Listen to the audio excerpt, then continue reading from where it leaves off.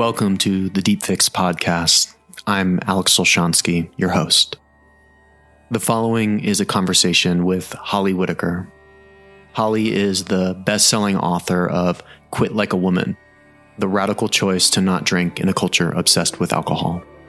She's also the founder and former CEO of Tempest Recovery, and she is the author of a Substack newsletter, which is excellent, that is entitled Recovering. This is a wide-ranging conversation that fundamentally explores how to make sense of the times that we are living in. Holly talks about the patterns and themes that she's observing in the culture. We discuss transcending tribalistic thinking, where the culture's center of gravity currently is, stages of recovery, and how everyone can benefit from being in recovery and applying those principles of self-growth and inquiry into their lives. We also talk quite a bit about philosophies such as metamodernism and integral theory, something that we mention at the end of our conversation that I believe is important to present now.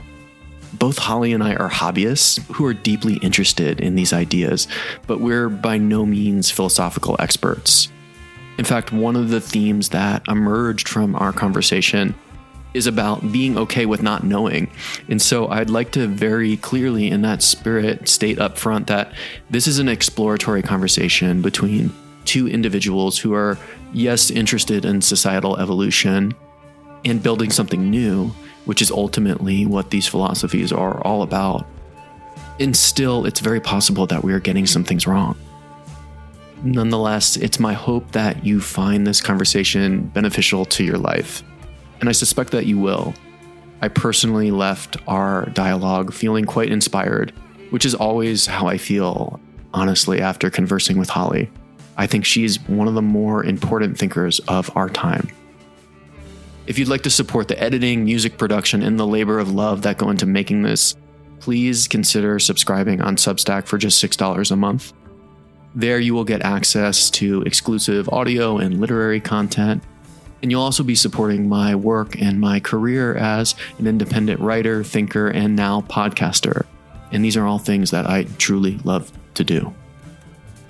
There are a million places where you can spend your time today, a few of which are even worthwhile. And no matter, I'm grateful to be one of the million, and I'm hopeful to be one of your few. Without further ado, I give you Holly Whitaker.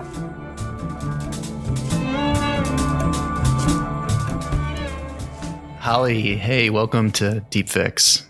Thank you for having me. I'm excited. There are likely a lot of people in both of our audiences who would want to hear us specifically talk about addiction recovery. Mm-hmm. And I mean, that's obviously a thread that's underneath all of our work. And once you see how addicted we are as an individuals and society, you can't really unsee that. Mm-hmm. So that all goes to say, I trust that that will come up as necessary. However, the real reason and impetus, or one of the reasons I wanted to have this conversation with you right now in this moment of time, is to help make sense of the times we're living in. And we're approaching 2024. And I know for a lot of people, myself included, things feel pretty intense right now. And Yeah, right. Yeah. And you have the finger on the pulse of the cultural zeitgeist more than just about anyone that I know. And so I was thinking, as a starting point, I'm curious to hear about what patterns and themes you're observing right now. Yeah, that's a really good question. I mean, I think there's a couple of things. One, I think like just standing back just at like how people are doing on a like how people are doing. The thing that has like continuously come back to me, I went through multiple yoga teacher trainings and I did a Kundalini yoga, teacher training. I was like deep into Kundalini yoga, like by Yogi Bhajan, and I'm not anymore. I use some of that technology in like my own practice, but I'm not really part of that world. And but one of the things that really struck me when I started, I think like I kind of woke up, right? Like I had a major life event in 2012. I stopped drinking and 2013 and really entered recovery then. And had this very, very big awakening, or like, I don't know how to say it exactly. Spiritual awakening, really, it's just like one of those things that really, I think, undermines what that experience is like. But in my first yoga teacher training, I remember one of these things that came up. One of the things that Kundalinis believe, they're really into the age of Aquarius. They're really into like the Piscean age dying away. And you don't need to know what that means if you don't know what it means. It just means that like this like really dense period of time is kind of moving away, and we're moving into this like more lighter communal, like emergent space. Like the song The Age of Aquarius talks about this. And a lot of this stuff has to do with like 2012 Mayan calendar, and like this like idea that something happens around this time, 2012, where there's a shift in consciousness. And the Kundalinis were really into this, and they were preparing for it like from the 60s. They were waiting for the Age of Aquarius. They were waiting for 2012. And you just like, imagine me, whatever, 11 years ago, very naive, like very vulnerable, new to recovery. Anybody that has been in recovery remembers what that first year is like, and you are a fucking mess. And you will believe anything.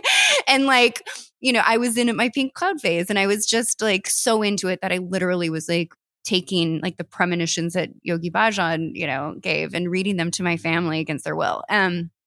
But anyway, the point was, there was this very huge focus on how the age of information, which we were entering into, and this is why it aligned so much, was that it was that the thing we were walking into was that the amount of information coming at us would be unsustainable, that we would not be able to keep pace with the speeding up of the world and the inundation of information.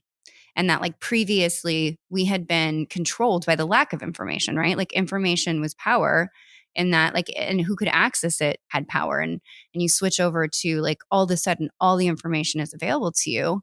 And so their premonition was really, and I'm probably being really grossly reductionist about this, but that people would lose their minds, that we would be moving through this period of huge transition in our culture that many people would not make it through. And their premonition, I think, was something like a third and a third and a third. Like a third people would be pressed so hard by it that they would be forced to grow and adapt. And that these people that like go through that change are the ground holders, like the roots. And that a third of people would opt out entirely, would just exit, and that a third of the people would go crazy. I mean, that's again like not what I think is happening, but it's something I think about a lot as I'm watching what's happening, because it is a good perspective for me to remember that we're under an extreme amount of pressure. It's been a way that I think like for years I've kind of had this sense of like something coming, and not in like the apocalyptic way, like not the something coming as like what we go to the movie theater to scare the shit out of ourselves about, right? But like this building pressure that things are untenable. And I think what I feel the most right now, especially like writ large, stepping back, but like also just in my own relationships and everyone I know, is that sense of we're under a great amount of pressure. We're under an immense pressure. It's an intractable situation. There's converging crises, and there's no adults in the room. And I think that this is what I feel mostly characterizes this moment, which is like it's reaching. I feel like we're approaching a tipping point. And I don't mean this again in this like spiritual, like predictive, Nostradamus way, but like in this sense of is very felt, and to me, it's very obvious that we're moving away and toward, and that we're breaking in a way. Yeah, I think one of the things that people want to do when they hear something like that is go towards that first thirds and say, oh yeah, well, this is all good, right? We have to burn away that which doesn't serve us, and it's all for the better. And I think one of the things I really appreciated about the recent thread of your work, as far as I can gather in the last couple of years, is maybe a little bit of like, hey, actually, it doesn't have to always just be good. Maybe it's meant to be shitty for a while. Is that, I'm curious how you might respond. I mean, like detox, right? Like, I don't think, like, one thing I'd love to get into is metamodernism. And it's a word I wouldn't have used a couple of months ago, really, but it's something that I have been aware of for a while, of just like what comes after postmodernism. I think it's an interesting question that I've been asking for the last year. This idea of metamodernism, which we can get into, but like this idea of like being able to hold multiple perspectives, multiple things being true. So I don't buy this idea like everything has to be suffering. I don't believe that we have to suffer all the time in order to achieve freedom or to achieve ease. And I think that's a really seductive story. I think suffering has its place and pressure has its place. And also, I believe like suffering is very necessary. So I guess to kind of come back to that, I feel that this is like such a beautiful time. It's a horrible time. And I'm very raw, so I'll probably cry a little bit, but like it's a horrible time. And I can feel it. Like the tears that I'm like that are coming up are just from the pressure that I feel right now in this space. But I also feel a deep amount of tenderness. And I think I think both of those things are very true for right now, that this like pain also yields this like push towards really being able to also behold like the preciousness of this time and of our humanity. And I think when you are pushed, especially right now, today is whatever, November 27th. So, we're like almost 2 months out from the situation in the Middle East. And I think that there is I've been watching for years, being in the addiction space and also, just being in San Francisco and living in downtown LA and being really close to like the unhoused population and like being surrounded by this pain, this like deep pain that we see all around us. And like just struggling for years with like, where's our humanity? Where's our humanity? Where's our humanity?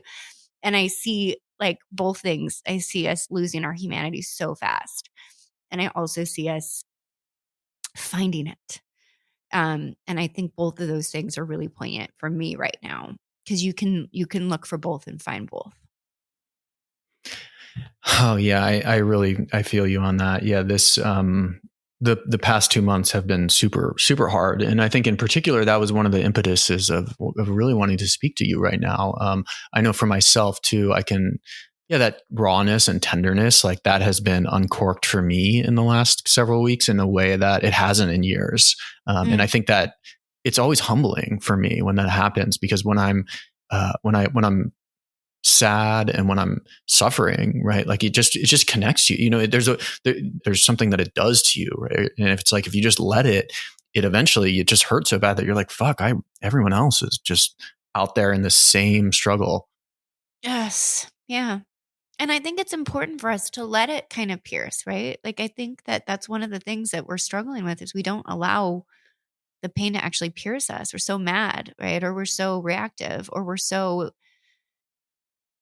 clinging to our beliefs or our side, or, or we're so, like we're in all these spaces where I think we don't allow the pain to pierce us. And this is also something I think about a lot, because there's a story about the Dalai Lama and about his hand in the death of somebody that he felt responsible for. And somebody asked him, if you feel responsible for taking a person's life or for being involved in someone's death, like, how do you get over that? How do you forgive yourself? And his answer was, you never get over it. But you don't carry the guilt around. You don't carry these like additional things. You don't like, you kind of take away what's not necessary and you sit with what's left, which is you let it break your heart like over and over again. And I think that's what I mean by that tenderness, which is just like I think we're letting it break our hearts. I think we're letting things break our hearts.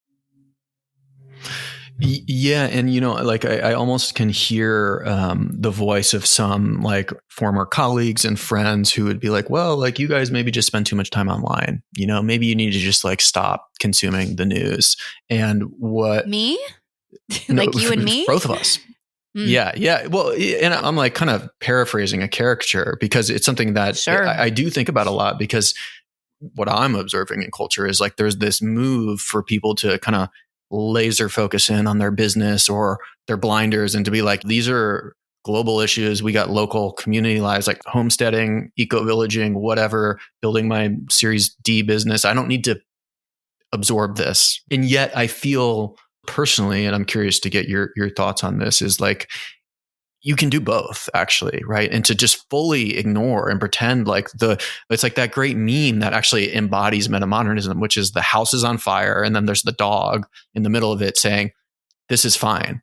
right? And then the cartoonist eventually updated that a few years later where it's like, this is not fine. Holy crap, the house is on fire, And it's this, a phrase I use a lot is like, what's the point of writing the next great American novel in the basement while the house is fucking burning? It's like, what is the point of that? If there's no one to read it, right? Well, it's a good question. I mean, it's something I think about because a part of me believes that art can heal the world, and that your art and creating art is like, there's nothing more important that you might be able to contribute.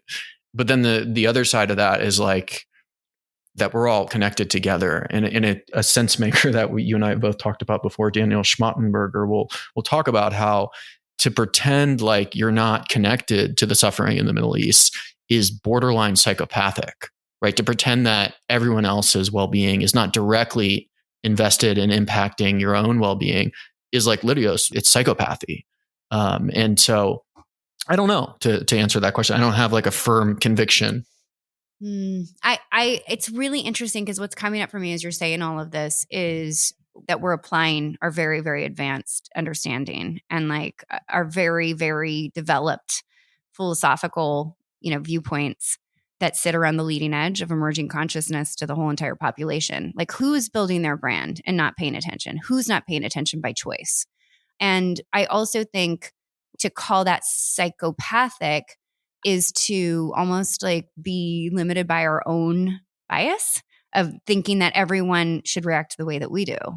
And I think that one of the things that I find missing from a lot of the conversations right now is one of the things that I think Spiral Dynamics is really good at being able to hold, which is this belief that like most people don't have an evil intent. Like most people that are acting in ways that we might find totally like psychopathic, it probably isn't to them, right? Like I think that there is a lack of nuance around the motivations or the awareness. I think there's a lot of focus on what everyone should be doing and what normal people should be doing or what I would be doing. And I think one of the things that I would say we probably first need to be doing is standing back and realizing that most people are kind of operating on the level that they're on and doing the best that they can with the information that they have or the awareness that they have or the cultural values that they have. Their center of gravity of awareness and belief. And I think like part of the issue that I feel very strongly about is this pointing finger, like this, like they're not doing it or they're not acting in the way, instead of like realizing, well, we're just like a huge spectrum of consciousness. Like, and there are people at different levels of both like maturity and awareness and also just, like spiritual development, right? I stand back more or less. And instead of providing like some diagnosis for the whole of culture, I'm more curious right now about why people feel the way they do. And like, what are my snap judgments about other people? Is there a way that I can lessen this like judgment against other people right now? The thing you said about what's the point of writing the next great American novel when the house is burning down? Well, if we all think the house is burning down, we're going to stop writing the next. I mean, like to live is to be able to do things like that.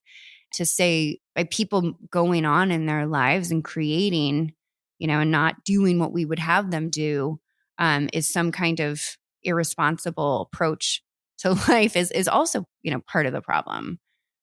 I don't know. I don't know if anything I just said made sense, but that was my knee-jerk reaction to what you said. Yeah, I'm with you, and I appreciate the points that you're bringing up here. I think it's important, and for one, I think that you're so right. Like the mimetic, or I want to take your advice to maybe not do bleeding edge consciousness speak, but saying the house is on fire, that does have a power, right? There's a firepower to that. And this sort of like this climate doomerism has a negative impact on action and people's overall mood. And I think that's really important. And yet per both and thinking, the truth is somewhere between Steven Pinker, who says everything's just getting great, and not the AI, true. Doomerism, right? The truth is somewhere in between those extremes, totally, right? Of course it is. Of course it is. Yeah. And yet that's such a millennial in me being like, the house is burning, everything's going to shit. Because that's just not also true, right? Just look outside your window and you can see that that's not true. Yeah, I know. You mentioned something interesting, which is that you're really curious about why people do the things that they do. And in particular, tracking judgments and your own judgments. And that brings up something that I wanted to chat with you about. You recently wrote an essay entitled On Collectively Bottoming Out. In it, you talk about this really interesting anecdote from discovering somewhat of a hit piece that the New Yorker ran on the comedian Hassan Minhaj. And there's some stuff that I want to chat specifically about in later in the essay. But for those who aren't familiar, why don't you just give a quick rundown of what happened to you in that place and how this is relevant to what we're discussing now? Yeah, I wrote a piece about Hassan Minhaj, and it kind of goes like this. I do read a lot. I think some people would say we're online too much. I'm not online that much, actually. I think that being aware of the culture both at large, like via the news and the media and other people's long form essays, I think is very important right now, as well as being offline, as well as being out in the world. Okay. But so I do read a lot. And one of the things that I do, kind of regularly to keep my pieces together is I have a lot of logs that I read through. I have a lot of Google alerts. And I remember a couple months ago seeing something about Hassan Minhaj, who I don't know anything about this guy. He's a comedian, and he, I guess, was up for a seat at the Daily Show. But basically what happened was he does Daily Show style comedy where the truth leads, and he also does his own stand-up act where the story leads, the entertainment leads. And the New Yorker did this, deep dive investigation on him, and they printed a very long article about, and he was on the cover of the New Yorker. And the title of the article was basically just insinuating that he made up everything. And the article didn't provide enough nuance. It was written in such a way, and it cherry picked statements from this guy in such a way that really painted a picture that this guy had lied. And this is all going on. And in my world, 2 months ago, when this happened, I never read anything about it. I saw headlines. And I mean that when I saw headlines, I was scrolling on my phone. Like I didn't actually consciously internalize anything. It just happened that my eyes read these headlines because the New Yorker published a story basically saying he's a liar. And then all these news media outlets picked it up. He's a liar. And I just never thought about it until like a couple weeks ago, I watched a talk on cancel culture on YouTube. And then it auto-populated Hassan Minhaj's apology. And I watched that, which is not something I would normally watch because I hate celebrity apologies and performance apologies. And I did watch it. And in watching it, I realized, oh my God, I never investigated this. I passively internalized headlines and without any actual engagement on my end, any conscious engagement, defaulted to this guy definitely is a shitbag and lied. And I in my mind too, by the way, it was probably conflated with he probably sexually assaulted somebody. Like it was just enough. The name comes up, they're in the headline, there's something, it's a guy, it's, to me, that was just kind of like what happened. And again, I'm not like moving into like apologist territory about sexual assault. Like that's not what this is about. And like saying like all men that have been accused of sexual assault are probably wrongfully accused. I just want to say in this case, I happened to catch myself making a snap judgment based on reading headlines. And that was totally wrong in my view. And going back after watching his explainer and then reviewing the original article, it's just to me like, yeah, he was totally smeared. You can see it. You can see it in the recordings of like how he was quoted and what was actually published versus what he actually said. It was totally taken out of context. And this is something that's happened to me many times. I've given many interviews over the years to many different publications, and I have been made to look, 100 different ways, depending upon what quotes were used. And again, I still immediately just convicted this guy of being a terrible person and a liar. And I'm sure everyone else did too. I am positive that the majority of people that internalize those headlines, unless you're like a Hassan Minhaj fan or you're like an anti-woke person or whatever, I don't know. Like, unless your hackles are already up about this stuff, you probably internalized it too and immediately made that snap judgment. And the reason that I wrote about that was because I meant to highlight it in this way of how pressed up to the glass we are at this time, number one, Like, we don't even see the ways that we're being influenced right now, the ways that we're being divided or polarized or saturated or misled or incited or like stoked. We don't see it. And even people like you and I, who are very careful about what we consume and how we, like, I don't just consume. I do read a lot, but I'm also very selective about what I read, and I spend time with what I read and I think about what I read. But it just gave me this sense of like, it's just, we don't stand a chance right now. We don't stand a chance. And I took that and then used that really as this way of like saying, like, just think about all the things that happened in this one story about this one guy, which is that somebody went looking for a story about a comedian to try and like uncover that he pushed facts in his stand-up routines, not his reporting, in his stand-up routines. This was about his stand-up routines. So a journalist was trying to like tank this guy. And not just his stand-up routines, but like they're basically accusing him of like playing racism. The race card. Yeah. Oh, totally. Yeah. Like, no, it goes beyond that, but let's just stick with it. Like, yes, like totally like crazy allegations about that he claimed fake racism. Right. Which is just, oh my God, like screws him across all this, the entire spectrum. Right. But let's just stick with like, don't worry about like how bad it was, but the fact that just exists. And then the fact that this guy, who's totally slandered forever, probably, and people just assume he's a liar, like had to spend however much money to come up with this like very polished explainer video, that's happening in like the context of a time when we're getting so much information thrown at us in ways that like totally subvert our rational thinking, after years and years of being basically flattened by algorithms. I mean, I just like basically pulled together all the things that happened in this one story that are happening right now and how impossible it actually is for us to navigate through the way that we are.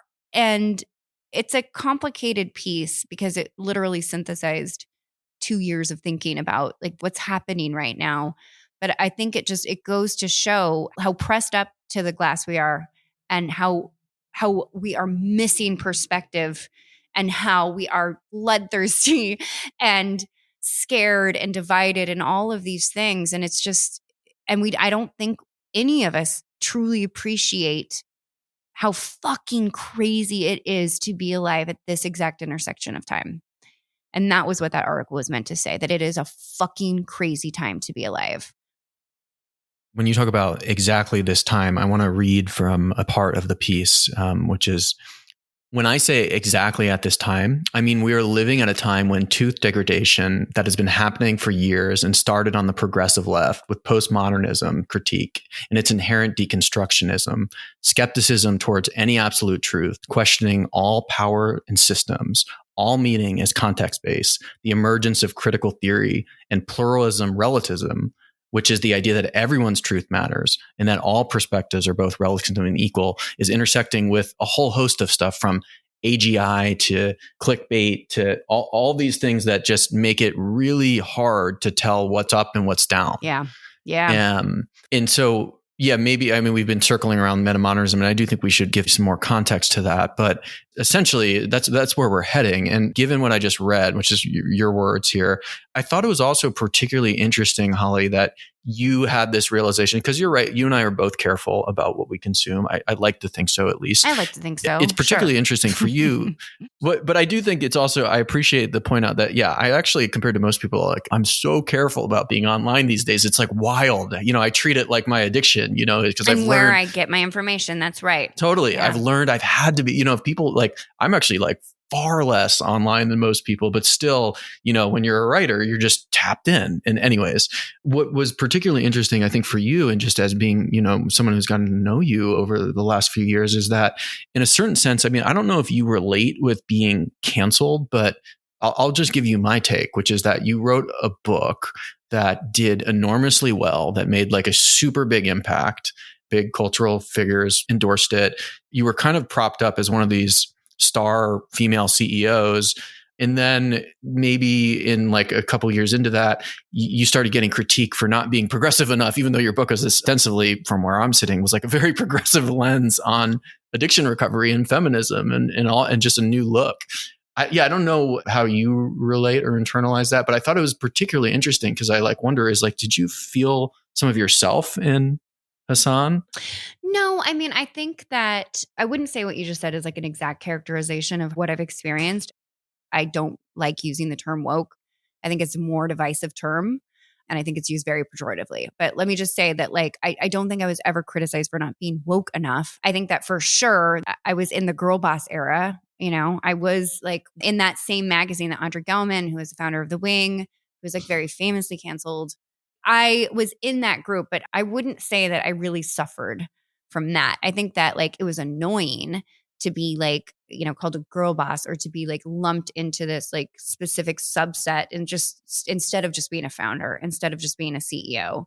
When the book came out, the cancellation experience that I had was far more just from the recovery community. It was way more from people that were deeply uncomfortable that I had written an article for the New York Times called the Patriarchy of Alcoholics Anonymous, which was a totally clickbaity headline that garnered a lot of negative attention that was really hard to bear. So I experienced that. And then, yes, a couple of years later, I also experienced something in a much smaller scale. You know, when we talk about canceling, like I think Natalie Wynn of ContraPoints does an incredible job of describing what that experience is like. And maybe you could like link it in your show notes. But canceling, like a lot of times, is like it's you're removed from your community, right? Like you are cut off from the things that like sustain you. To me, I experienced something that was far more on par with like cancellation in a much smaller context within my own community and about things I'm not going to get into and discuss. But I will say on a large scale, I have absolutely experienced being pushed out of the recovery community in 2020. And that absolutely soured me on certain things for sure. And then I had further experiences in 2021 that really made me rethink some of my own practices. It did not push me right. I want to be very clear. It pushed me more left. But it also, I think, pushed me beyond some of the performative aspects, and also some of the like, I think postmodernism. And again, like this is like, these are really heavy words. But I think like we're at the end of deconstructionism, right? Like deconstructionism is just this like tearing everything down to its basic parts.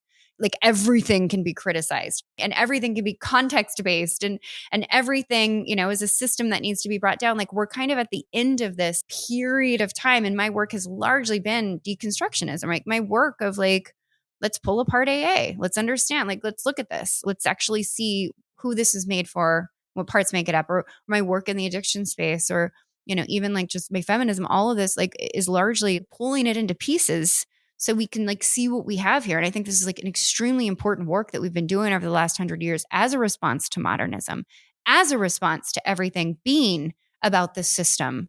Deconstructionism and postmodern critique is a response to modernism, is a response to capitalism. And I have been feeling for the last 2 years like I'm not associating with Hassan Minhaj. I don't feel there's nothing that I'm like, oh, we're the same. I don't feel that way at all. He's gonna be like, he's fine. Like you know, like it's far more just about what it says about the time and the place and the culture that we exist in, which is I feel like we're just at the end of the like it's no longer useful to continuously deconstruct. Like we got to start building again. And I think that I have been exhausted of it. Like there's newsletters that I have been subscribing to, you know, for like the last couple of years that just I can't stomach anymore because everything is a new system. Everything is a new problem. Everything is something else to be furious about.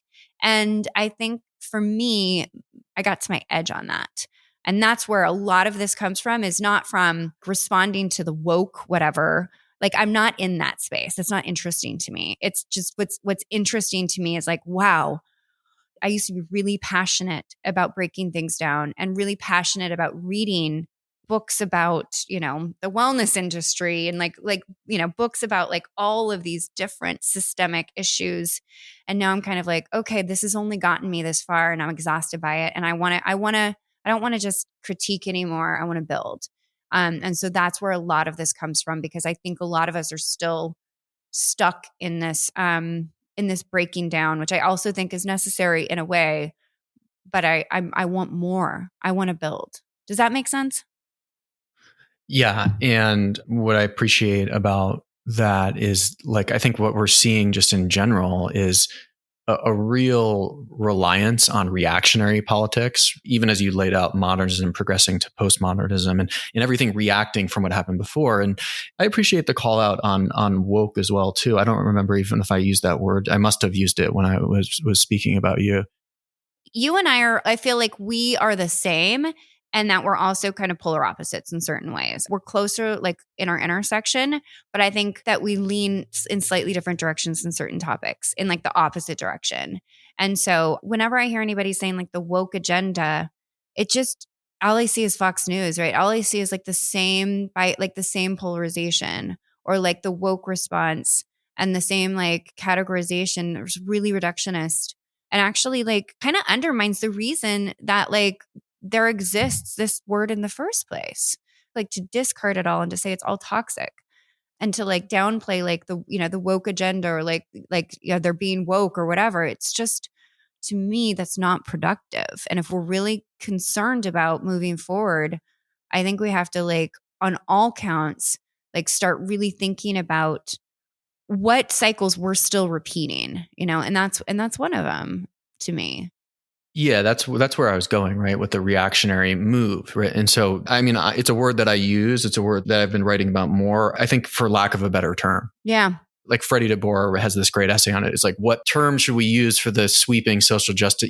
I don't know. And I agree. And something my nice feminist mom always gives me crap about is for using that word. And so I'm aligned with you in that thinking. And because then the move is just to react to that. And then you get drawn into this kind of right-leaning anti-woke camp, which is also not the answer. And so, yeah, what we're both most primarily interested in is, what is the new? What is building upon the new? There's no doubt we've reached the limit of postmodernism as a dominant bleeding edge of culture. And so let's talk a little bit about maybe that new and what that looks like. And I'll say for myself, when I discovered metamodernism, which is a really geeky thing to even explain say. What it is. To even say that. What is like, I mean, you said it like 20 times and nobody knows what it is. Well, I know. That's because I was like, we're going to get to it. We're going to get to it. I swear we'll get to it. So metamodernism, it is a cultural philosophy. What does that mean? A cultural philosophy, to put it in really plain speak, is the vibe of the times. It's the lens through which we can look at how, what's the technical term would be the structure of feeling. In other words, like, what is the predominant way in which we're understanding ourselves as individual, as shaped by a collective culture and consciousness. Totally. And so these cultural philosophies, right, metamodernism, they can apply to literature and to economics, to art, to literally every facet of life. And then, of course, just like popular culture as well, and philosophy. And so metamodernism, I think, when I first discovered it, what blew my mind about it was just it's both and thinking, which is that if postmodernism was essentially a reaction to modernity, which was like, we've got all this technology and we're amazing and the beyond and we can do anything. It's like, oh, wait, hold on, not so fast. The systems of power, the world that we've built based on modernity is not that fair. It's not equitable. Actually, in fact, it's pretty unequitable. And the narrative that we have been upholding about how we are so great isn't quite true. Mm-hmm. And that is really valuable. And yet, to your point, what you just spoke about is the constant critique, the constant takedown. It is just exhausting. And there are writers who make a good living pimping on this sort of critique. And I say pimping because it almost always, and this is where I think, again, for lack of a better term, just the shadow side of the left, let's call it, it leads towards victimization and victim identity, right? Totally. And so I think that's what we're seeing. And then so metamodernism is like, oh, okay, so we're pretty great. We have pretty amazing technology and shit's kind of fucked up. Also, if we just zoom out and we look at the odds of our survival rate, given the existential risks that we face, it actually is pretty slim. Like, things don't look so good. However, we're still going to try. We're going to try to be better. Mm-hmm. So metamodernism takes the optimism, the fundamental optimism of modernism, fuses it with the cold, like, let's stare reality in the fucking face of postmodernism and not pretend like the world is equitable for everyone, and yet still try to make a better world. And so when I saw all that in like both and thinking, hold multiple truths at once, and that it's also just the inherent philosophy of the internet. It's the only cultural philosophy that emerged from the internet, which is why memes, like the memes you find on Instagram, they're part of the vehicle of expression and communication with metamodernism. Because what a meme does, especially the good ones, they hold so many feelings, they hold so many vibes all at once, right? And that's why it's so popular. I mean, we could talk a lot about what's that doing to the intellect, right? Because I have a lot of thoughts on that. But in its sense, like a good meme, you're like, oh shit, like I feel like 50 things from looking at, like I'm laughing and it's horrible and it's exciting and it's beautiful. And that's metamodernism. It's this idea that we can have Donald Trump and we could have Barack Obama. It's this idea that we can have the most epic highs on MDMA and then like be fucking all on antidepressants. Right. It's the polar swings in this idea that we're vibrating between the extremes. And so to hold any extreme, woke, anti-woke, like left, right, it just, and now we're coming full circle to what I think it was the age of Aquarius, like, holding extremes cannot meet the new dawn of the new age of the massive information. Totally. So that's thanks for coming to my TED talk on metamodernism. No, that was such a great definition of it. The thing that has really struck me too about it is the loss of meaning from postmodernism, right? Like the deconstructionism of like breaking everything down into its bits. You lose the central idea of like what meaning is. Everything just becomes parts, right? There's no holes. And so one of the things I feel that is refreshing about it is that there is this reintroduction of things mattering again, this reintroduction of meaning. Because I do feel like right now, when you do like reduce and reduce and reduce, you're left with nothing. You're left with nihilism, right? You're left with like, what's the point of any of this? You're left with existential crisis. The one thing I would add too is that like this is like emergent. It's not the center of gravity of the culture. The center of gravity of the culture is, like includes like deep tribalism or includes deep capitalism or includes like deep postmodernism. But this is just fringe. It's emergent. The fact that there's even people talking about it instead of it being just this like obscure hypothesis of what comes next, the fact that we're even talking about it shows it's nascent. It's what's responding. Yeah, it's very new, and that's a really good point. And I don't know if it's being a nerd or whatever, but literally when I discovered this, it was several years ago now. It was before actually, Holly, I was into integral, before I was really deep into Ken's work. I had read a bunch of Ken's work, but it was metamodernism that flipped the switch, which is kind of funny because metamodernism is essentially built off integral and Ken Wilber's work. But I totally like... And doesn't give it credit. And it doesn't. Well, some do, but yeah, we can talk about this too. But it's essentially... I'm reading an entire book on it right now and it totally doesn't even mention him. Yeah, I mean, it's essentially integral. But anyways, I realized like this for me was like earth shaking. I was like, oh my God. Or, I love the quote, all models are useful. They're all broken too. They're all not complete pictures of reality. And I think that I myself, as an intellectual leaning dude, have a tendency to be into frameworks, and that's an issue in itself. But when I discovered metamodernism, it was like, oh my God, if people knew about this, because part of at least the thinking that I've read around it is like, one, knowing your allergies, like in the modern age, in the digital age, knowing the things that trigger you, practicing both and thinking, practicing dialogue instead of just the dialectics that were really emblematic of the postmodern era, just this sense of like rigorous debate where it's actually no, because multiple things are true, we can build upon each other. And that's why I started hosting dialogue groups for many years with international groups of people. But I realized that like when I talk about this with Grace or just like normal people, they're like, oh yeah, that's kind of nice. Cool. Yeah, like, good for you. Have fun. Real quickly, it reminds me of my first sponsor in an AA, or second sponsor. He once said, it's like, when you tell a normie, as they say, that you don't drink anymore, it's kind of like telling a normal person that like, hey, I used to have uncontrollable explosive diarrhea, but now I've got it under control and it's not an issue for me anymore. It's so pointless. Yeah, it's just like, okay, cool. Yeah, nice story. Good for you. I'm very happy for you. Yeah. My company, Tempest, was built on an integral model. My method of recovery in Quit Like a Woman was modeled on integral. One of the first books when I was trying to piece together how people actually recover from addiction One of the first books that I read that was so resonant was John DePuy's Integral Recovery.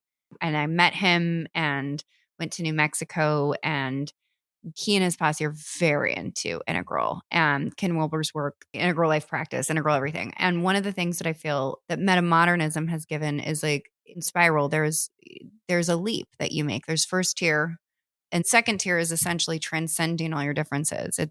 It's what metamodernism is, right? But it was this idea of like that you eventually develop in such a way that you are no longer looking at yourself as like a left versus a right, or as like essentially a human being as opposed to other human beings, or a human being possessing a belief system as opposed to others, but that you can actually take in all the perspectives, and like you can see the place of every stage that every human is at, and you can reconcile it and appreciate it instead of having to differentiate yourself from it.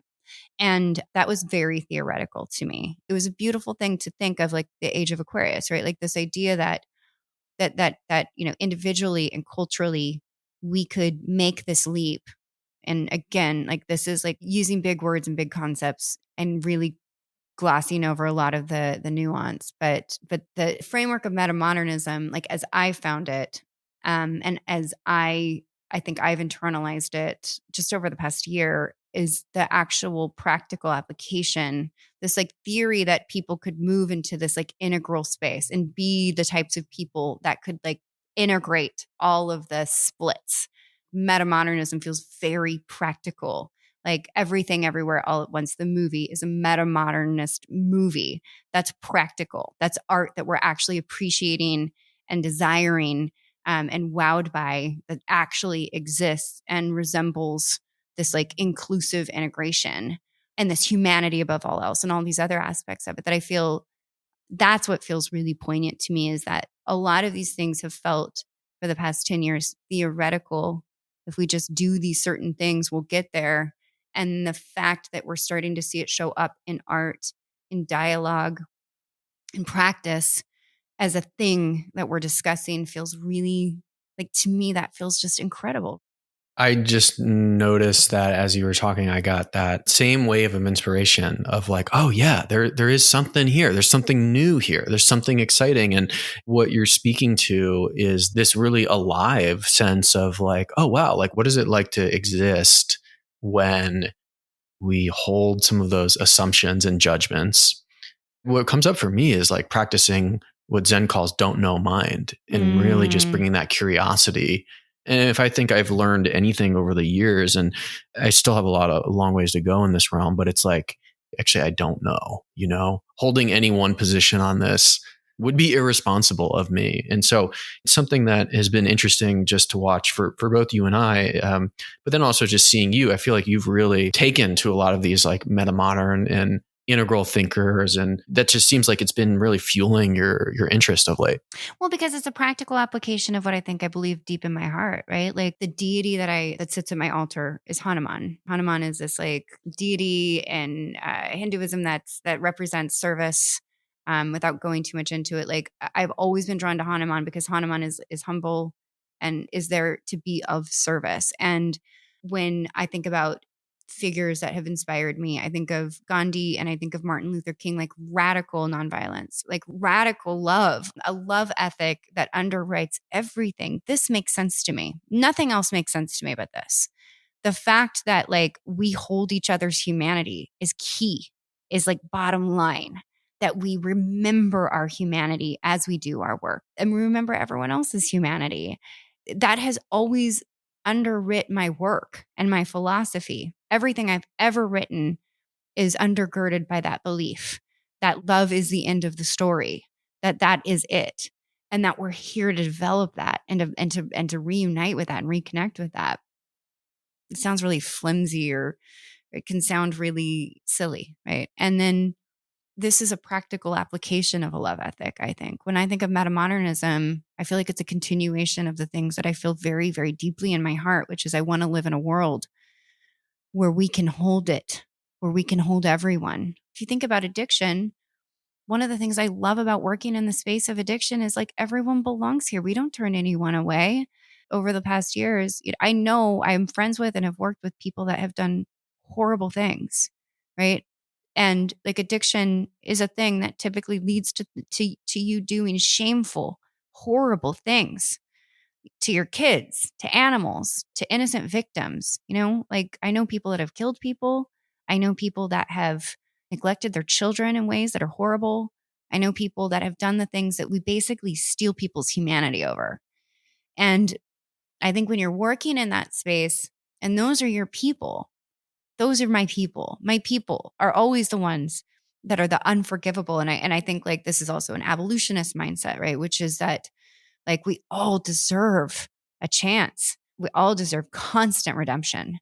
Like that is like the most beautiful story of humanity is that if you're still breathing, you are never beyond hope. And that's theoretical. Like that doesn't, it exists in pockets. And I think what's so exciting to me is that this actually is a philosophy that allows for a love ethic to practically exist in our society. Because what is being able to like hold it all? What is being able to reconnect with meaning? What is being able to be playful and to have this like grand view? And, like this one book I'm reading is called like Cultural Logics of Cultural Logics, to have this grand, beautiful view that can hold everything. And that to me is not different than a love ethic, is not different than the principles that, have been espoused by various ascended masters. So I find it to be not like, oh, I'm really into this and I'm really excited by this because of this, like these new thinkers. To me, it feels like these long held beliefs that have truly guided deeply and perfectly, but are absolutely base to me. This is like seeing those things actually find a vehicle to carry them out in a society that accepts them. Like I see us moving towards that. I see these tiny little things that are popping up that we'll call a philosophical, or we'll call a mimetic, or we'll call a, like a center of gravity, or we'll call a cultural vibe. Like what I see is this love ethic actually living, like this living practice of love ethic. That's what I see metamodernism as. Ooh, the living practice of love ethic. Damn, Holly. I'm reminded just how recovery, we're really lucky to have that as an orienting principle and way of life, because when you have been put in rooms and situations like that and humbled, and where it's such an equalizer. And I think that something that I know you and I both have talked about, something you've written about, is this idea that everyone deserves to be in recovery. And if everyone could be in recovery, what a relief that would be if everyone got a chance to practice working on themselves and to be humble. And I don't even know how you would define it, but yeah, why don't you tell me a little bit about that and how that might relate here or not? Yeah, I mean, I wrote about this on Instagram just when I was sharing that article actually about Hassan Minaj, which is just, it's a real simple framework. Addiction, and we'll just say for the sake of being simple, the known bad addictions, the ones that you're not supposed to have. So addiction to chemical substances, addiction to certain processes, behaviors like gambling or eating disorders, whatever. Like let's just say like when you're taken by that, when you're actually addicted to, when you're in a like active addiction cycle, it's regressive, right? Humans oftentimes, they're operating from a pathology that happened at a much younger age. And like the more that you are in your addiction, the more regressive, and I don't think regressive is pejorative. I just think it's like a fact. You regress. Humans regress to like previous states of being. It's just what happens in developmental models. And just thinking about my own experiences of it, you're overtaken. Your executive function is diminished. The parts of you that make you like a responsible human are diminished. And you act in ways that shock even yourself and that feel very infantilizing. And then what happens? Well, if you enter recovery, you're confronting all that. And typically people that enter recovery, and I don't mean like an abstinence-based recovery, but I mean like enter into some mode of confrontation and healing with support and some dynamic recovery, they begin to progress. They're moving through, back towards a higher developmental state, becoming a human that can think, beyond their immediate needs, right? Because addiction is very egocentric. It's very like feeding the self necessarily. And recovery is what? Like going to an AA meeting and being for the community and the greater good, giving up, getting over yourself for the greater good. And eventually, if you continue on in this path, if you're doing the work and you're engaged in some kind of dynamic process of recovery, you are most likely going to start to develop beyond, that tribal centric space into a world centric space where you can take on multiple perspectives, where you can hear people that have totally different opinions than you do and still respect them, even if they're opinions that horrify you, like where you can actually start to like have this perspective taking that goes beyond just what you and your tribe are doing. Right. And so when you step back from what I just said, addiction takes you into like pretty severe egocentrism. And then recovery takes you into tribalism, right? Like your people, the people that are like you. And then eventually it delivers you into world centrism, which is people unlike me. And there's a great episode that Rob Bell and Trace Bell do called We, Me, Everybody. That's like a 4-part series on this exact thing. But to me, we've gotten into this place where the spiritual bypassing, right? Like I'm just going to put my oxygen mask on first. I'm just going to go to my yoga class while the world burns. Love and light, my friends, right? Like that very specific aesthetic of like spiritual bypass is very real. And I think that to some degree that has almost made trite the importance that is required. Like humans need to heal. We need to heal. Humans are traumatized. All of us are. Very few humans aren't. And I think that if each of us were engaged in like an actual dynamic process of recovery, that people with like validated addictions, like I received or you received, you and I got a specific kind of recovery. We entered into a pact and the rest of the world observed it and said, yes, you deserve this because you're an addict and we need to fix you. So you're going to get this thing and we're going to honor it when you tell us you're in recovery. We're going to know what that means. We got a class definition. We're part of a group and we have an actual vehicle and the rest of the world doesn't unless you have a specific kind of addiction. And I think when you open that scope up and you include everyone in it, then you're basically giving people a vehicle to do the kind of like personal development work that needs to be done, that allows for the actual internal work that needs to match the external work. Because you do end up, what we have right now is a lot of fucked up people, a lot of people in pain, that like are out there trying to fix the world. And if you aren't fixing the inner world, the outer world is just a mirror. Our culture and our world is just a mirror of what's actually happening inside all of us. And so I think it's a very important thing for us to consider that everyone needs recovery in that way. Yeah, really, really well said. And you just introduced sort of a stage theory, right? Which is that we go through various levels of development with recovery. And I think that ties back to what we were talking about earlier, just in the sense of humanizing everyone else and knowing that, like, if there's one thing I've learned from practicing somatic psychotherapy and psychedelic science and medicine is just like, there's nothing else you can really do other than continually meet people wherever it is that they are. And a concept that I couldn't help but think of is this. Are you familiar with Dr. Mark Lewis? He's a neuroscientist and addiction guy. Yeah. Biology of Desire. Yes, exactly. Yeah. And he has this idea of like how like addiction is a reciprocal narrowing. Yeah. Like it reciprocally narrows the things that can bring you pleasure and joy. And thus, when that narrows, then your agency to be an agent in the world also narrows with it. And then this path of recovery that you're describing is like almost the opposite. It's like reciprocal opening, where you're continually opening. Oh, wait, I can like be with this hard feeling. I can be with this urge, this craving to use. Oh, maybe I can even start to enjoy it. And then it opens. And eventually it opens so wide that you're like, oh yeah, actually you and I are literally the same evolutionary pulse or force in different form.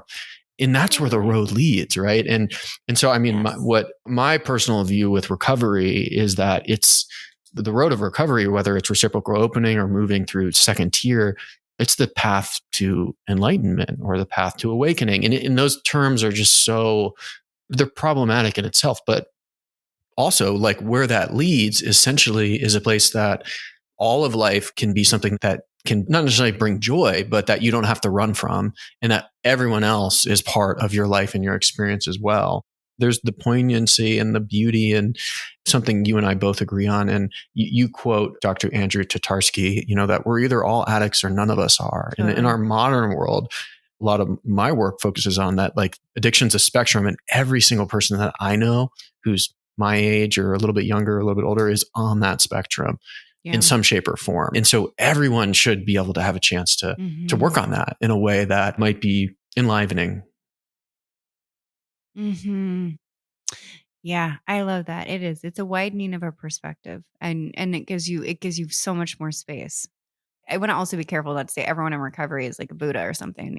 It to me, I think it's one of the most comprehensive and dynamic systems that exists that should be available. Like it's there, right? Like it's just there, right there, sitting there, developed, ready for everyone to use. So as we start winding down, Holly, if it's okay, actually, I texted a few friends who admire your work and who you have helped them quite a bit. And they stopped drinking because of your work. These people? No, you don't. You should. Yeah. We could facilitate that. So sweet. And so a couple, yeah. And I was like, okay, I'm going to chat with Holly tomorrow. What do you want me to ask her? And one of them was, how do I clone her? Stop. And so that was, yeah, I swear. But the other were about psychedelics and recovery, which we're going to save for another time. But there's one that I think will really tie and bring the conversation full circle. And that is, how do I balance clearing distraction and too much input from the external world in order to prioritize my recovery? Because when I prioritize my recovery, I can be a decent mom, a friend, a daughter, but I also don't want to be entirely disconnected. I think that really depends on where you are in your recovery. Like, I think that all this stuff requires so much nuance. For me today, when we started out this call, I told you I've been crying all day. And I woke up this morning, I had multiple things go wrong after a long few years of going through a process since, let's say, late 2020 to now. I've gone through this, what feels like a second recovery. And I have been deferring to, for the last almost 3 years, if you can't face it, honey, it's okay. You go lie on the couch. Like I've been very gentle with myself in this way of like allowing myself what I need. And today I realized, no, what I need is to not check out from this, is to not go gentle on myself, but to actually confront this and to move through it. That's the healthiest thing for me. And I made that decision based on my own intuition and my own self-knowledge and my own self-trust. I'm assuming what this person's asking about is something kind of like the social pressure we feel right now about being involved in world events. Is that close to what they're asking, you think? Is this like can I prioritize my recovery, or do I have to talk about Israel and Hamas and Palestine? I think that that's certainly a factor. Yeah. Yeah. Is like, in especially this person being Jewish. I know. Yeah. Totally. Okay. So I think that like, it's the same answer I've always given to everyone, which is like, it totally depends. I think that if you're asking that question, you already know the answer. And I think the answer is like, prioritize your recovery, honey. It's a thing that we don't do enough. And if you go back through this whole conversation, and it's a great question to ask based on everything we've just discussed, if you're in recovery, you're a parent too. And like, my God, and like you actually get to take care of yourself. Like we're allowed to do the thing that we need to do and to choose our health over our politics, or our health over what we feel we should be doing, because to do that means that at a later date, you're going to be able to show up in a totally different way. So that's my answer, which is you 100% get to do whatever the fuck it is that helps you not, drink your face off, not hurt yourself. Do that and let it go. And don't care. Like if that's what you decide and that's what you're doing, do not also do that and fret the whole time about what you should be doing. Truly set that shit down. Turn inward, take care of yourself, truly, without guilt, and practice drawing boundaries around what other people say about it or other people's judgment, and letting other people's judgment of it go. Like, oh, I haven't said anything about this yet or whatever. And then I think the other piece of this is I have learned through my recovery when to pull in and when to go out. And I think that you will know. You have to ask yourself the question of what the most important work you could be doing right now is. And then I think the next thing is just, and I trust myself that I will make the right decisions and that those decisions will evolve as they come. But this work I'm doing now lays the groundwork for me to be able to make those decisions. Yeah, really, really good. So I just have two questions to close. You read more than just about anyone I know, and like you put down books. Everyone says that. I don't think that's true. No, I don't think that's true. I also don't finish a lot of books. You put down like what, 2 a week or something? No. Look at my Goodreads. I mean, I think like I also don't post them on Goodreads until I finished every last page of it. I'm a little weird about how I read. I read multiple books at once. Like right now I'm reading like 7 books. Okay. And that's because I have ADHD. Like, so I want to be really clear about this. Like, I have ADHD and it's gotten pretty bad over the last few years too. But I get very bored if I have to just do one book all the way through, unless I'm obsessed with it. So I will hyper focus on a book. Do you finish all books? No. And I'm writing my list of everything I read in 2023, but I don't read that much. I read like maybe a book a week. I read probably 50 to 100 books a year. That's a good guess. And I also spend most of my time reading. That's another really important distinction. I am paid to read, basically. My work is to read. And I find it very gratifying. But yes, I do read a lot, but I also don't finish. If I'm not into a book, I'm not going to finish it. I never force myself to finish a book I'm not into. So the piece of advice that has really resonated with me, which is to read only what you love and drop it immediately when you're no longer into it, and just like move on to the next. So I'm just thinking of someone who might want to read more. Do you have anything? What works for you? Or like, it is part of your work as a writer and thinker, but do you have any? Yeah. Do you have any tips? Yeah, read what you're interested in. I mean, like, that's it. You know, like I'm working on a book right now and I should be reading all these like very specific, boring books, and I will read them. But also, you know, on my nightstand is only one book for the project I'm working on. I'm reading this fascinating book on menopause. I'm reading a really, really good book on health communism, which is fascinating. I read what I'm interested in. I don't know. Like, I think it really is the point, is like, I have an appetite to learn. And I read on the Pomodoro method too, like meaning I'll do 25 minutes on and 5 minutes off, 25 on, 5 off. Oh, okay. Interesting.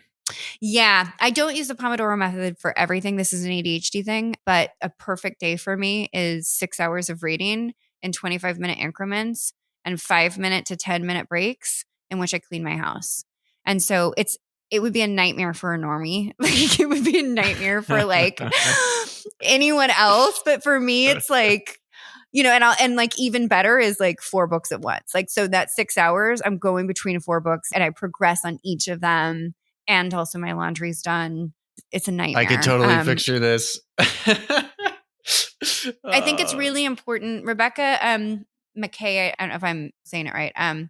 She just wrote, I've written 5 books and I have ADHD. And I read it and I was like, oh yeah. She's like, my perfect day would be, I don't know, I'm going to make it up, but like drinking a smoothie while riding a horse while composing a memo and also like filing my nails, you know, and that's like a perfect moment for me too. Like just getting as much done as I possibly can, and of the things that I love to do, you know, like fitting it all in. So yeah, ADHD, I think, is why I read so much.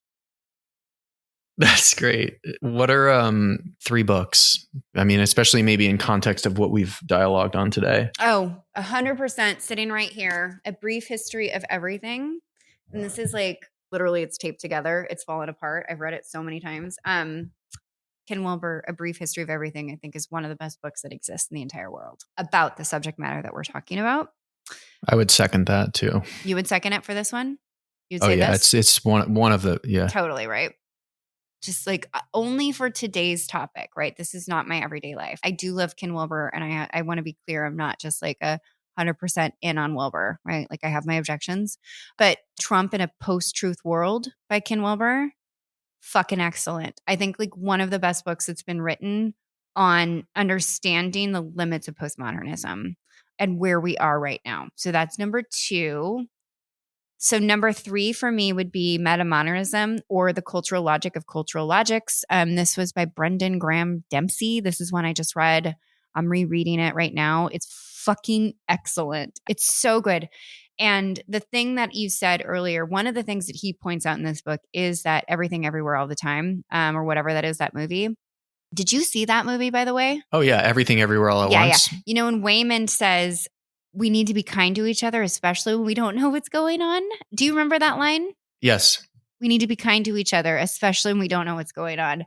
One of the things that you had said earlier in this, the more you know, the less you know, and that you don't know what's going on. And I think that's just like, that's such a metamodernism thing, right? Like, we don't know what's going on, and let's just be kind to each other.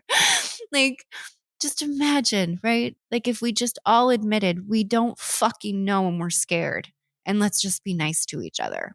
Like, maybe we could just start there. Yeah. And talk about a movie that is like the embodiment. Yeah. If you want to understand metamodernism, just go see that movie, right? And you get everything from dildos to the, universal, multiversal love being the cosmic fabric that has everything woven together. And But isn't it funny that everyone keeps on landing on that love is what ends up, like, isn't that funny that everything just kind of ends up there as the answer? Like, I just got the chills as you said that. I mean, I forgot your exact phrasing, but you mentioned earlier this love ethic, right? And I think that if I'm going to title this conversation anything, it's going to be something around that, because one of the things I appreciate about you, Holly, is that, we've talked a lot about the sense making scene and the people who are thinking in this way and integral and whatnot. And it tends to skew towards these really brainiac dudes who, I think it's safe to say, lack some of that. It's very masculine. Yeah. Okay. Let's go there. Right. And they lack some of that feminine love, that touch, that sort of just like, oh, wait, actually just remember, honey, I love you.